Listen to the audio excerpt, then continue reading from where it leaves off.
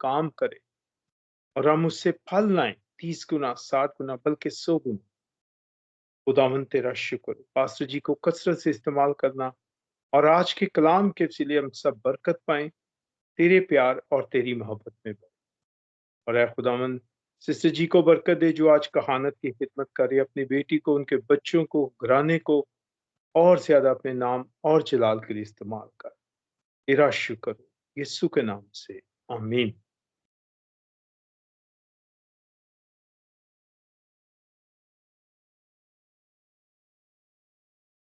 आमीन। Thank you Sabir भाई, खुदावन आपको भी बहुत बरकत दे और आप खुदावन में ऐसे ही आगे बढ़ते रहें और खुदावन की सारी बरकतों के लिए अपने आप को खुदावन के पाक हजूरी में इसी तरह खर्च और इस्तेमाल होते रहें। खुदावन का शुक्र अदा करते हैं। आइए हम खुदावन के जिंदा कलाम को सुने और खुदावन से दुआ मांगे। खुदावन का बेटा जो इस वक्त खुदावन की हजूरी में है, खुदावन अपनी रहमतों के दरवाजे और अपने पाक रूह की कसरत का मसा अपने बेटे पर खोले, ताकि खुदावन का बेटा हम सब के लिए जो खुदावन का जिंदा कलाम है इस तरह पेश हो जैसे खुदावन का खुद अपना मुंह खुला हुआ है। Praise the Lord. आए जी, मैं बड़ी इज्जत एहतराम के साथ खुदावन के खादम का पास जॉन लतीफ को दावत देती हूँ कि प्लीज पास जी आप आए और खुदावन के कलाम को शेयर कीजिए। बहुत बहुत शुक्रिया सिस्टर समर, खुदावंद आपको बरकत अता करे। मेरी तरफ से और मेरे घराने की तरफ से आप सबकी खिदमत में सलाम अदाब पेश करता हूँ। खुदावंद का शुक्र करते हैं जिसने हम सबको ज़िंदगी, सेहत और तंदुरुस्ती अता की है। हमारे तमाम वो बहन भाई जो इस वक्त हमारे साथ फेसबुक लाइव पर हैं, खुदावंद आपको बरकत अता करे। बेटा जूबी है, सिस्टर रुखसाना है और जितने भी बाद में इसको सुनते हैं, खुदावंद आपको बरकत दे। तमाम परस्तारों के लिए मैं शुक्रगुजार हूँ जिन्होंने बड़ी सच्चाई के साथ, दिल के साथ परस्तश की है। खुदावंद ऐसे ही परस्तारों को ढूंढता है। सिस्टर प्रीमा को मौका दीजिएगा, जैसे कलाम ख़त्म हो तो उसके बाद वो वर्शिप भी करेंगी और दुआ रबानी में भी हिस्सा लेंगे। और मैं आज आपको एक बात बताना चाहता हूँ, इससे पहले मैं कलाम करूँ। आप इस बात पर यकीन करें या ना करें, लेकिन करेंगे, मुझे पता है कि इस वक्त जब हम यहाँ पर बैठे हुए हैं, हम खुदा की मर्जी के बगैर नहीं आए हुए हैं। खुदा की मर्जी जो है वो इस वक्त इस जगह पर मौजूद है और उसकी मर्जी के साथ हम यहाँ पर बैठे हुए हैं। यूं कह लीजिएगा कि खुदावंद का जो पाक रूह कुद्दस है वो इस वक्त इस जगह पर मौजूद है। आप में से बाज़ ऐसे होंगे जो आज आने का, जिनका कोई भी इरादा नहीं होगा, लेकिन आप यहाँ पर मौजूद हैं। ये रूह कुद्दस की रहनुमाई में आप यहाँ पर आए। उसने आपको कायल किया और आप यहाँ पर आए हैं। सिस्टर समर को मैंने ना यहाँ पर लिखा था कि जी अगर कोई ज़बूर 9 गाए। सिस्टर जी ने अभी तक पढ़ा नहीं है इसको। सिस्टर समर आप देखें, मैंने यहाँ पर एक मैसेज किया था, कैन एनीवन सिंग ज़बूर 9।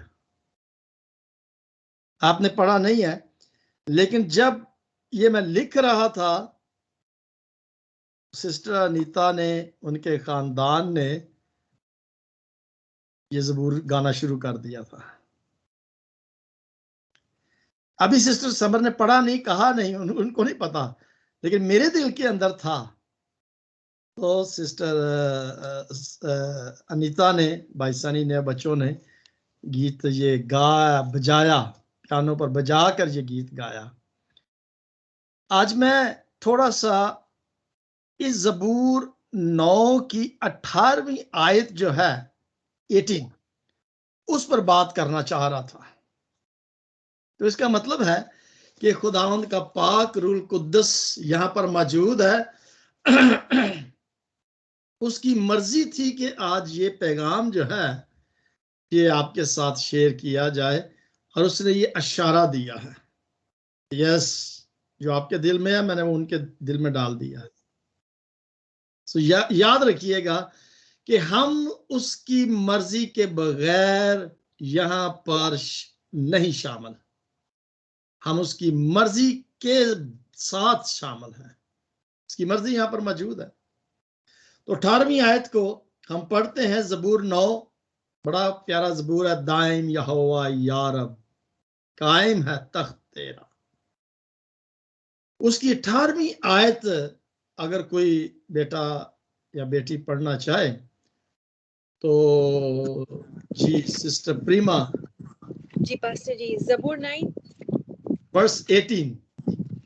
ओके, एक मिनट पास्टर जी, मैं आ नो जाऊँ। Problem, you can read it in English जी पास्टर जी, एंड yes. उसके बाद if anybody can read it in Urdu. पहले इंग्लिश में सुन लेते हैं सिस्टर प्रीमा से। जी पास्टर जी, Yes, please. ज़बूर 9 वर्स 18 कहता है, खुदा का जिंदा कलाम कहता है, But God will never forget the needy. The hope of the afflicted will never perish. आमीन। Amen. उर्दू में कौन पढ़ना चाहता है? जी पास्टर जी, मैं पढ़ देना। जी पढ़े जी। क्योंकि मस्कीन सदा भूले बसरे ना रहेंगे, ना गरीबों की उम्मीद हमेशा के लिए टूटेगी। आमीन। आमीन। अब पंजाबी में कोई पढ़ सकता है? नहीं, मैं पढ़ता हूं। पंजाबी में पढ़ने से जरा ना समझ बड़ी क्लियर आ जाती है। क्यों पास्टर अशरफ? हम सब पंजाबी है, हम जानते हैं ज़बूर 9 हम गाते हैं। सिस्टर प्रीमा माइक बंद कर लें जरा, वो शोर जी आ रहा पास्टर है। जी, Yes. हिंदी में कहूँ, sorry. Okay, read it in Hindi. Yes, why not? Yes, Hindi में खुदा का जिंदा कलाम कहता है, भजन संहिता ज़बूर चैप्टर 9 वर्स 18 कहता है, क्यों ना कि दरिद्र लोग अनंत काल तब तक विसारे हुए न रहेंगे, और ने तो नम्रा लोगों के आशा सर्वदा के लिए नाश होगी। आमीन, आमीन। ओके, अब जो ठेठ ये आपने हिंदी में पढ़ा है, जो ठेठ पंजाबी है ना, उसके अंदर पता क्या कहते हैं? पुछ करदा खून दी, पुछ करदा खून दी, यानी कि वो पूछेगा उस खून के बारे में जद ओना नू याद करदा। आप निकाल ले ज़बूर 9 को और उसकी सेकंड लास्ट जो वर्स है उसको पढ़े। कुछ करदा खून दी जद ओना नू याद करदा, फरियाद आजज़ां दी हरगज नहीं ओ भुलदा। फरियाद आजज़ां दी हरगिज नहीं ओ भुलदा। जब कोई गरीब, कोई मस्कीन उसे पुकारता है तो वो उनकी सुनता है।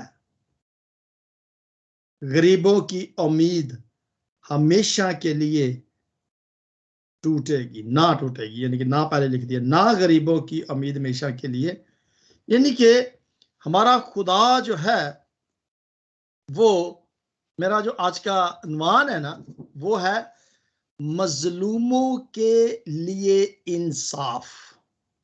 जो गरीब, मस्कीन, मजलूम है, खुदा है जो उनका इंसाफ करेगा, या जो उनकी आवाज को, उनकी पुकार को सुनेगा।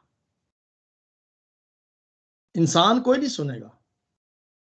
आप पुकार कर देखें इंसान को कि भाई मेरे साथ ये जुल्म हो रहा है, इसका इंसाफ कर, और आपको ऐसे लगेगा कि दुनिया में इंसाफ है ही नहीं है। मैं आज अपने एक दोस्त के पास था, करीबन सुबह की बात है, बस लियाकत को मैंने कॉल की थी जी, मैं अपने दोस्त के पास आया था उसे विजिट करने के लिए। उसने मुझे एक बात बताई, उसने कहा कि जी पाकिस्तान के अंदर बात असल में हो रही थी कि लोग छोड़ के पाकिस्तान को क्यों जा रहे हैं, 20-20 लाख, 30-30 लाख, 40-40 लाख रुपया खर्च करते हैं। मैंने कहा क्यों, अगर इतना पैसा तो वहां पर ही वो कारोबार कर ले, क्या जरूरत है। वो कहता है वहां पर कोई सेफ नहीं है, कोई सिक्योरिटी नहीं है। इतना पैसा वहां पर लगाएंगे। वो कह रहा है कि अगर हम जाएंगे ना किसी के पास के इंसाफ के लिए, पुलिस के पास जाते हैं, जी हमारे साथ ये हो गया, तो सबसे पहले वो उसी पर पर्चा काट देंगे, ये तो आप ही कीता है। सो हमारा टाइटल जो है वो याद रखिएगा कि मजलूमों के लिए इंसाफ नहीं है, लेकिन जो 18वीं आयत में हमने पढ़ा है कि जब कोई मस्कीन और गरीब फरियाद करता है तो हमारा खुदा क्या करता है, सुनता है। देखिए आज हमारे लिए क्या पैगाम है। अब हम यहां पर आए हैं एक पैगाम को सुनने के लिए, ठीक है। सो हमारे लिए आज पैगाम क्या है, बल्कि मैं ये कहूंगा कि क्या उम्मीद है हमारे पास आज। यानी आज हम एक उम्मीद यहां से लेकर जाएंगे। हाँ, जुल्म हो रहा है और हर जगह पर हो रहा है, पूरी दुनिया में हो रहा है। यानी कि आज का पैगाम एक खास ग्रोह के लिए है। और जब ग्रोह का लफ्ज आता है तो हमारे ज़हन के अंदर वो ग्रोह जड़ा गलत ग्रोह होता है ना, वो हमारे ज़हन के अंदर नहीं। लेकिन आज का पैगाम उस ग्रोह के लिए है जो गरीब है, जो मस्कीन है, जो जरूरतमंद है, जो बेवा है और जो अजनबी है। ये दाऊद उस ग्रोह के लिए आज ये पैगाम हमें देना चाहता है। और दाऊद क्या, जितने भी हमारे अंबिया हैं उन्होंने इसी बात पर कलाम जो है वो किया है। यानी कि पुराने अहदनामे में देख लें, नए अहदनामे में देख लें, हमें ये पैगाम मिलता है कि हमारा खुदा जो है वो गरीबों और मस्कीनों की सुनता है जब वो फरियाद करते हैं। फरियाद आजिज़ादी हरगिज ना भूलेगा। फरियाद करके तो देखें, वो नहीं भूलेगा।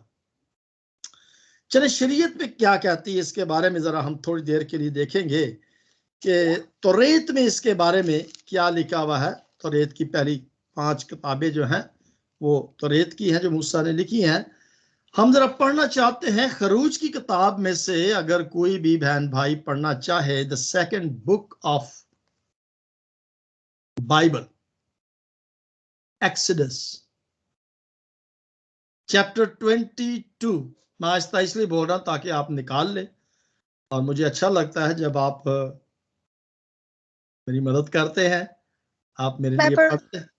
यस बेटा क्यूरिया, चैप्टर 22 एंड वर्स 21 से 27।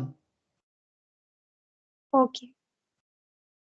पुराने अहदनामा में से खरूज की किताब 22वां बाब उसकी 21वें 27वीं आयत तक कलाम में कुछ इस तरह लिखा है, और तू मुसाफिर को ना तो सताना ना उस पर सितम करना, इसलिए कि तुम भी मुल्के मिस्र में मुसाफिर थे। तुम किसी बेवा या यतीम लड़की को दुख ना देना। अगर तू उनको किसी तरह से दुख दे और वो मुझसे फरियाद करें तो मैं जरूर उनकी फरियाद सुनूंगा, और मेरा कहर भड़केगा और मैं तुमको तलवार से मार डालूंगा, और तुम्हारी बीवियां बेवा और तुम्हारे बच्चे यतीम हो जाएंगे। अगर तू मेरे लोगों में से किसी मोहताज को जो तेरे पास रहता हो कुछ कर्ज दे, तो उससे कर्ज ख्वाह की तरह सलूक ना करना और ना उससे सूद लेना। अगर तू किसी वक्त अपने हमसाया के कपड़े गिरवी रख भी ले, तो सूरज के डूबने तक उसको वापस कर देना, क्योंकि फक्त वो ही उसका एक ओढ़ना है, उसके जिस्म का वो ही लिबास है। फिर वो क्या ओढ़ कर सोएगा? बस जब वो फरियाद करेगा तो मैं उसकी सुनूंगा, क्योंकि मैं मेहरबान हूँ। पाक कलाम के पढ़े और सुने जाने पर खुदावन की बरकत हो। आमीन। आमीन। खुदावन खुदावंद का शुक्र हो। बहुत बहुत शुक्रिया बेटा क्यूरिया, खुदावंद आपको बरकत दे। सो मेरे चीजों, यहाँ पर हमने पुराने अहदनामा में शरीयत के अंदर बड़ा खास पैगाम खुदा ने जो मूसा को दिया है, उन इन 6-7 आयात को जब हमने पढ़ा तो ये पता चला है कि अगर हम किसी बेवा, यतीम, मोहताज, गरीब, कर्जदार को कर्ज देते हैं, उनके साथ कोई बुरा सलूक करते हैं, तो हम गुनाह करते हैं। कि बिल्कुल साफ यहाँ पर मैं जिस चीज को देख रहा हूं वो यही है कि खुदा ने इस चीज का हुक्म दिया है कि तूने उनका ख्याल रखना है। बड़े वाज़िया तौर पर साफ क्यूरिया ने इसको पढ़ा है, कोई गड़बड़ नहीं की, एक एक लफ्ज उसने। और मेरा ख्याल है कि हमें बिल्कुल सही तरीके से समझ आ गई है कि खुदा ने ये कलाम अपने बंदा कलीमुल्लाह को, मूसा को दिया, और उसने ये पैगाम बनी इस्राएल को दिया कि तूने बेवा और यतीम को दुख नहीं देना, उनकी जरूरत को पूरा करना है। अगर तेरा भाई, ये मुझे इसको दोबारा पढ़ने की जरूरत नहीं है, मैं एक और हवाला आपके साथ पढ़ना चाहता हूं। अगर आपके पास यशाया नबी का सहीफा हो तो आप उसको पढ़े, 3 बाब पढ़े। मैं सिर्फ पुराने यादनामे में से ये क्लियर कर लूं, फिर हम आगे बढ़ते हैं। यशाया नबी का सहीफा और उसकी 13, 14, 15 3 आयत को पढ़े जी। और कोई क्यूरिया के अलावा और किसी के पास है बाइबल? यशाया नबी का सहीफा, उसका 3 बाब और उसकी 13वीं आयत। सिस्टर प्रीमा, आपका शोर जरा थोड़ा ज्यादा हो रहा है, थोड़ा सा देखिए, कोशिश करें वो पंखा बंद कर ले, समझ नहीं आएगी। मेरे पास बाइबल है। I'm just looking for the book. Okay. Isaiah chapter 3, Pastor Chapter Ji. 3 and verse 13, 14 and 15. Ji, Pastor Ji, verse 13. Okay. Okay, yeah, but the Lord takes his place in court. He rises to judge the people. The Lord enters into judgment against the elders and leaders of his people. It is you who have ruined my vineyard. The plunder from the poor is in your houses. What do you mean by crushing my people and grinding the faces of the poor, declares the Lord Almighty. Amen. आमीन, आमीन। खुदा कहता है कि ये तुम क्या कर रहे हो? तुम मेरे लोगों को दबा रहे हो, तुम मेरे लोगों को लूट रहे हो, मैं तुमको अदालत में लेकर आऊंगा। और अदालत वाले भी इंसाफ जो है वो नहीं दे रहे। ये फिर किसी दिन मैं आपको बताऊंगा कि काजी जो होते हैं इंसाफ करने वाले, वो भी इंसाफ नहीं कर रहे। तो यहां पर खुदावन जो है वो अदालत के अंदर मुकदमा लेकर जाता है और लोगों की जो बे इंसाफ है, इंसाफ नहीं करते, उनको अदालत में लेकर जाता है और अदालत लगाता है। और खुदावंद वहां के जो बुजुर्ग हैं और जो सरदार हैं, वो जो सही इंसाफ नहीं कर रहे, सरदारों की अदालत करने को आएगा। ठीक है, जिनके पास कोई अख्तियार है उनकी वो अदालत करेगा। और कहता है कि की कर छड़िया जे फड़ के मुल्क ਨੂੰ चट कर देता तुसा। ठीक है, मस्कीनों के घरों को तुमने लूट लिया है। खुदावंद फरमाता है कि क्या इसके मानी है कि तुम मेरे लोगों को दबाते और मस्कीनों को सर कुचलोगे, मैं तुम छटागा। बिल्कुल साफ और वाजिया तौर पर खुदावंद ने फरमाया कि ये तुम जो कुछ कर रहे हो ये मैं बर्दाश्त नहीं करूंगा।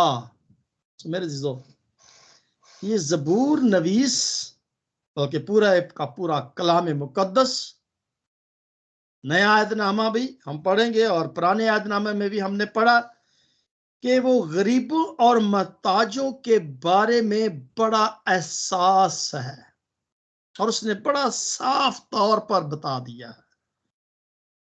जबकि हम देखते हैं कि जो हुकूमती सतह पर है, बल्कि सरदार का लफ्ज आया, सरदार का है जो मजहबी सतह पर है, यानी मजहबी लोग भी और हुकूमती सतह पर भी जो लोग हैं वो जिनके पास अख्तियार है, बेपरवाह है, कोई परवाह नहीं। गरीब मरदा तो मरे, मस्कीन रोंदा तो रोवे, कोई उनकी हाजत रफा करने वाला नहीं। खुदा यहां इंसानों की हिफाजत के बारे में हुक्म दे रहा है, सिर्फ कह नहीं रहा, ये हुक्म दे रहा है।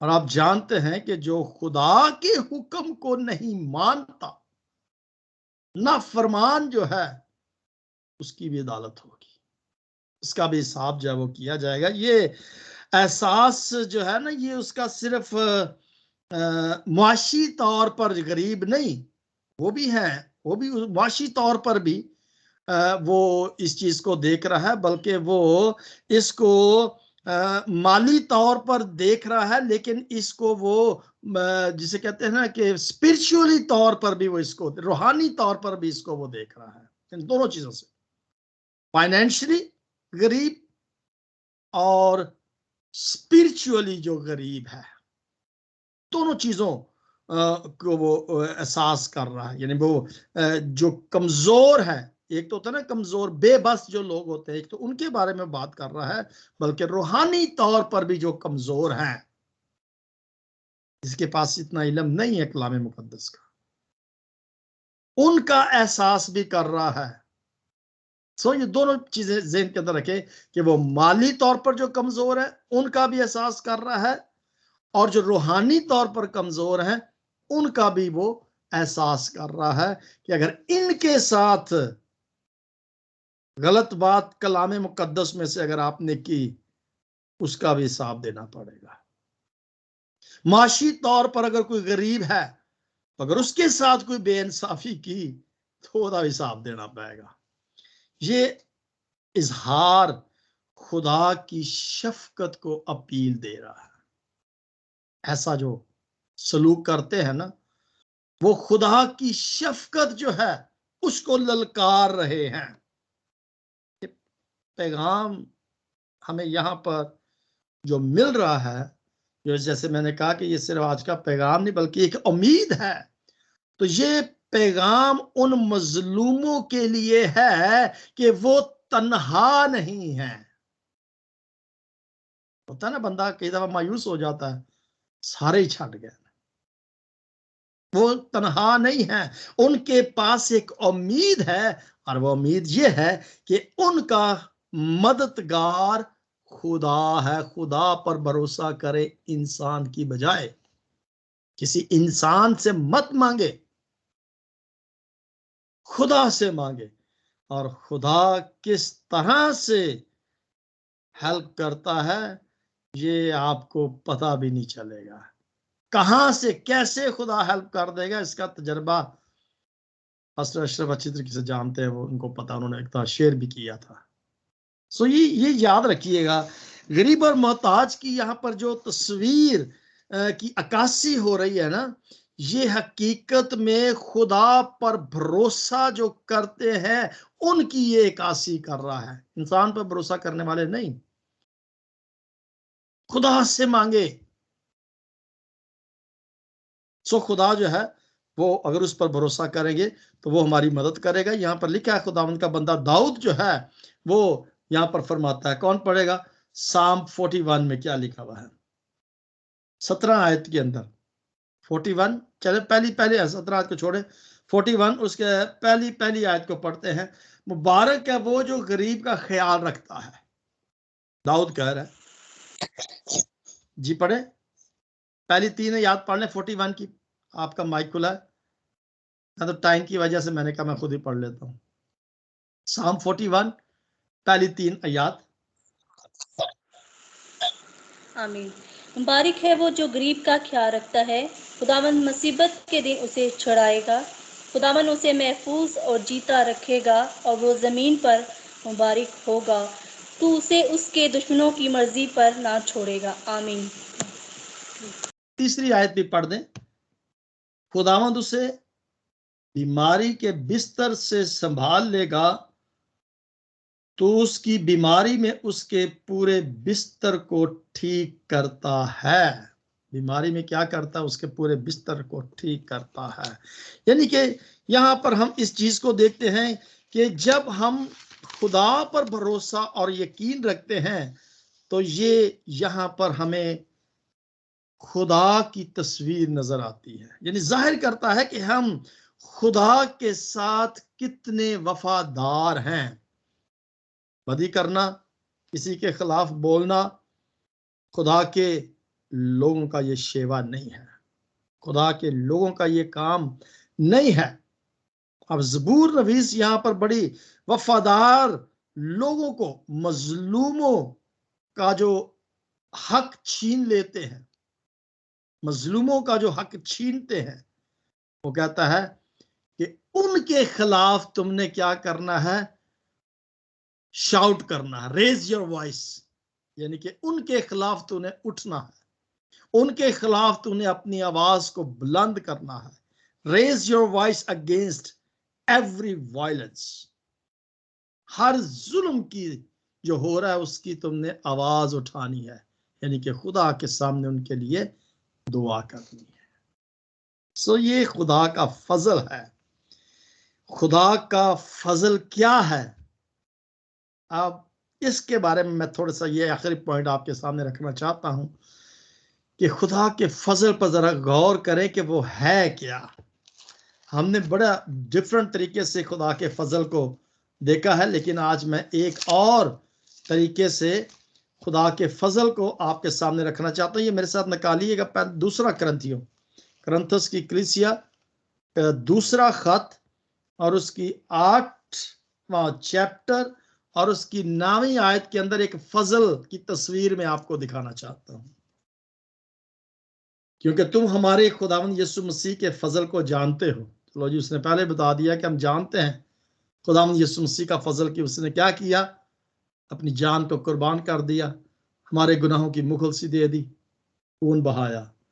अगरचे दौलतमंद था, कौन? हमारा खुदा, मगर तुम्हारी खातिर वो गरीब बन गया ताकि तुम उसकी गरीबी के सबब से दौलतमंद हो जाओ। कैसी जबरदस्त बात है कि वो अमीर था, दौलतमंद था और गरीब बन गया ताकि उसकी गरीबी हमें दौलतमंद है, यानी कि हमें अमीर कर दे।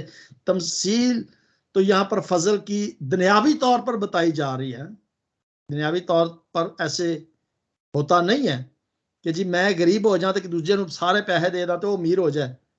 दुनियावी तौर पर ऐसा कोई नहीं करता, लेकिन यहां पर फजल की जो तस्वीर नजर आ रही है कि यीशु मसीह का फजल ये है कि उसने क्या किया कि अपना सब कुछ दे देना किसी दूसरे के लिए, ताकि वो जिंदगी पा जाए, वो बच जाए और मेरी परवाह पर मेरी खैर है। मुझे अगर कोई मारता है तो मारे, तो लानत करता है तो करे, मजाक उड़ाता है तो उड़ाए, लेकिन शायद मेरी इस पस्ती से किसी दूसरे हस्ती की जिंदगी बन जाए। कितनी अच्छी और खूबसूरत तस्वीर में जो यहाँ पर हमें मिलती है कि खुदा हमारा मजलूमों, मोहताजों, बेवाओं, यतीमों का मुहाफिज है, और जो उन के साथ बुरा सलूक करते हैं, खुदा उनकी आवाजों को, पुकारों को सुनेगा, उनका खून रायगा नहीं जाएगा। ये कितना अच्छा करदार हमें खुदावंद यीशु मसीह का यहाँ पर मिलता है कि वो खुद गरीब बन गया और हमें उसने दौलतमंद, अमीर कर दिया, रूहानी तौर पर भी और माशी तौर पर, दोनों चीजें। यहाँ पर इसको जरा गौर करें, सोचिए, रूहानी तौर पर भी और दुनियावी तौर पर भी। मेरे जीजों, खुदा का ये वादा है हमारे साथ। आखिरी आयत मैं आपके साथ पढ़ूंगा और इसके बाद हम खत्म करते हैं।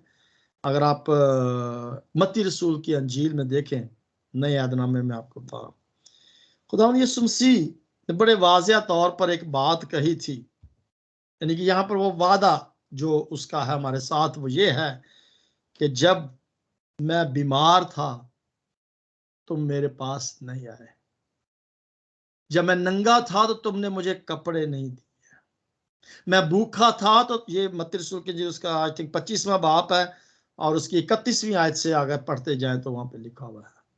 तो वो कहेंगे किदन किदन तू आया साढ़े को, कब कब हमने तेरे साथ ये सलूक किया? उसने कहा कि जब तुमने इन छोटों के साथ ये सलूक किया तो मेरे साथ किया।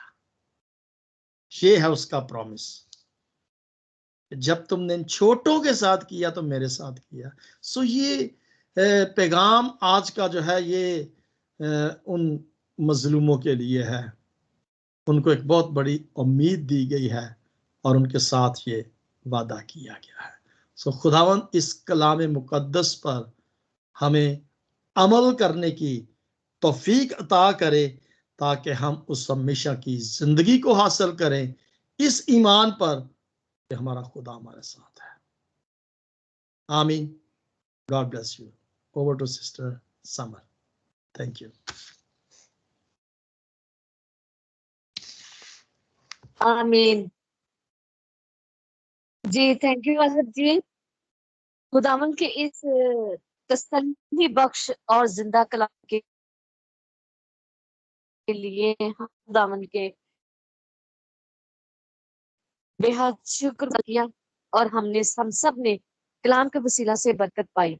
इन सच्चाइयों को खुदावन ने आप पर जाहिर किया जो कलाम हम सब के लिए बाइस बरकत ठहरा। खुदावन का शुक्र है। और पासब जी, मैं एक दरख्वास्त करती हूँ, मेरे कराची में बारिश अभी बहुत तेज हो गई है और बिजली और नेट अगर चला गया तो उसके लिए मैं सॉरी बोलूंगी। तो डोंट वरी। आइए हम आगे बढ़ते हैं। तो सिस्टर जी, सिस्टर प्रेमा, मेरी आपसे दरख्वास्त है कि अगर आप प्रस्तुत करना चाहते हैं तो प्लीज आप प्रस्तुत कीजिए। इसके बाद आप कलाम की शुक्रगुजारी में हम सब की रहनुमाई कीजिएगा। जी sister ji, thank you so much. जय मसीह की सबको। ये ज़बूर 25 में से गाना है और ज़बूर 25 कहता है कि ए खुदावन, मैं अपनी जान तेरी तरफ उठाता हूँ। ए मेरे खुदा, मैंने तुझ पर तवक्कुल किया है, मुझे शर्मिंदा ना होने दे। मेरे दुश्मन मुझ पर शादियाना बजाएं, बल्कि जो तेरे मुतज़िर है उनमें से कोई शर्मिंदा ना होगा। पर जो नाहक बेवफाई करते हैं वो ही शर्मिंदा होंगे। ए खुदावन, अपनी राहें मुझे दिखा, अपने रास्ते मुझे बता दे। मुझे अपनी सच्चाई पर चला और तालीम दे, क्योंकि तू मेरा नजात देने वाला खुदा है। मैं दिन भर तेरा ही मुंतजिर रहता हूँ। ए खुदावन, अपनी रहमतों और शफकतों को याद फरमा, क्योंकि वो असल से है। मेरी जवानी की खताओं और मेरे गुनाहों को याद न कर। ए खुदावन, अपनी नेकी की खातिर अपनी शफकत के मुताबिक मुझे याद फरमा। खुदावन नेक और रास्त है, इसलिए वो गुनहगारों को राहिक की तालीम देगा। वो हलीमों को इंसाफ की हिदायत करेगा। हाँ, वो हलीमों को अपनी राह बताएगा। जो खुदावन के आद और उसकी शहादतों को मानते हैं, उनके लिए उसकी सब राहें शफाकत और सच्चाई है। ए खुदावन, अपने नाम की खातिर मेरी बदकारी माफ कर दे, क्योंकि वो बड़ी है। वो कौन है जो खुदावन से डरता है? खुदावन उसको उसकी उसी राह की तालीम देगा जो उसे पसंद है। उसकी जान रहत में रहेगी और उसकी नसी जमी की वारिस होगी। खुदावन के रास को वही जानता है जो उससे डरता है, और वो अपना अर्थ उनको बताएगा। मेरी आंखें हमेशा खुदावन की तरफ लगी रहती है, क्योंकि वो ही मेरा पांव दम से चुराएगा। मेरी तरफ मुतविज हो और मुझ